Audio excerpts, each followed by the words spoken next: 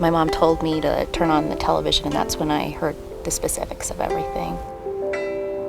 Matt's story is all over the internet, the newspaper, the radio, the television. It's everywhere you look. I'm Margaret Webb with Daily Xtra, and welcome Judy and Dennis Shepard. Thank you so much for your work over the years. Thank you. You've given hundreds of speeches and programming, etc., through the foundation that you started. To maybe you could tell us a little bit about the work of that foundation and why you started it. Sure.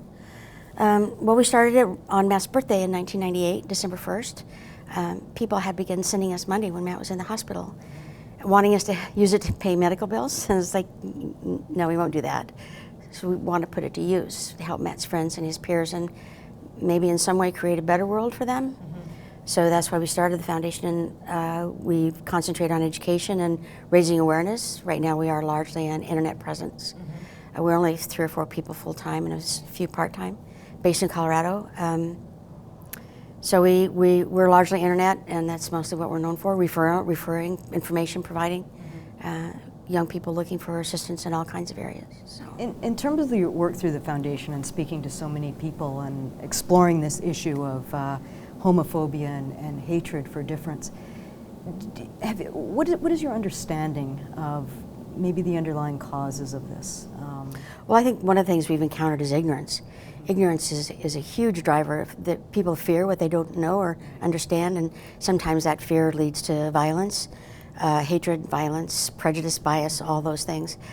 We find that in cities, like for example Toronto, you would find a more accepting environment because diversity is a part of everybody's everyday life. When you go to a more rural area, in the States or even in Canada, you'll find less acceptance because they see no diversity. They don't understand that it exists, they don't know what it is, so they're fearful of it. Stereotypes reign supreme where there's no diversity. And that's really the driving force behind, I think, almost everything. And at his death, it must have been horrifying. I'm curious about your reaction when not only kind of gay supporters showed up to be there for you, but also the hateful, the haters, the haters, the homophobic, and the terrible signs that they were showing. I mean, that must have been devastating to walk into and see. Well, we were escorted through the back of the church, so we didn't see them in front of the church. But really, our whole mentality was they were just silly people. We don't want to give them any power or any of our own energy. So they do what they do, we what we do, and they're just ridiculous people. We didn't realize the feelings were so intense on both sides. Yeah, we didn't. In fact, we didn't know there were gay issues. We just knew that Matt was our son. And we didn't really know much about the gay issues until after Matt was beaten. And we were suddenly forced into the public eye to talk about these issues. And it was all Judy, because I had to go back to Saudi Arabia. So she became the force behind the movement to keep this in the public eye, to get equal rights for everybody. Your work every day kind of peels back a bit of the scab that may have formed. That's how do you do that? How do you get through it? Making films like this, giving talks like this, interviews like this. Well, I think early on we realized that it's really not about us. It's about the people who cared about Matt and the people in that world. I mean, we were comforting people who came to Matt's funeral. They weren't comforting us. It was a role we took on because we understood where it was coming from. It was a need for them to express their own fear and their own anxiety about what's happening to them and in their lives. So we understand how important it is for the story to be out there. So we just figured out a way to do it and get through. The murderers were convicted. You both said that you had believed in the death penalty at the time, but weren't going to push for it. And why is that? Maybe you could talk a little bit about that. Well, let me just say that I still push for it. But okay. You wish they had. But Judy convinced me otherwise.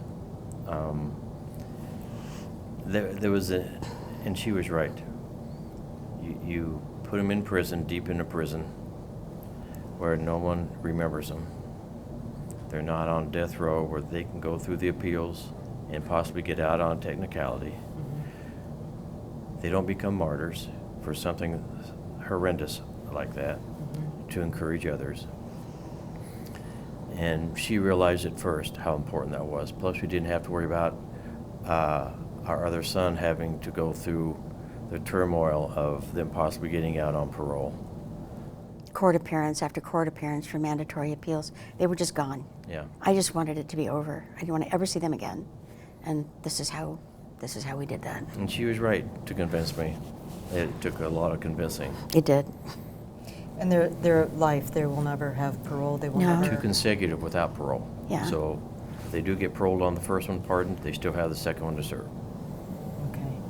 How are we going to change homophobia moving forward? How are we going to take this very hateful crime that it still happens here in Toronto? Not so long ago, we had a young man who came out of a club on his sister's birthday, got into an altercation with somebody in a truck and was run over. This is still going on, and it's going on not just in rural areas, but in big cities that are supposed to be tolerant and diverse and accepting. What's the work that still needs to be done? And Well, it's still a mystery to a lot of people why some would be gay and some straight. And I think the ultimate thing is people have to realize you just are who you are. It isn't a choice you made. You just are who you are. And the more folks in the gay community tell their stories and someone realizes, oh, my neighbor and I adore and respect my neighbor is gay, their whole perspective of what the gay community represents is changed. And the more we do that, the closer we are. The younger generation kind of, I think, is already there. They just don't care.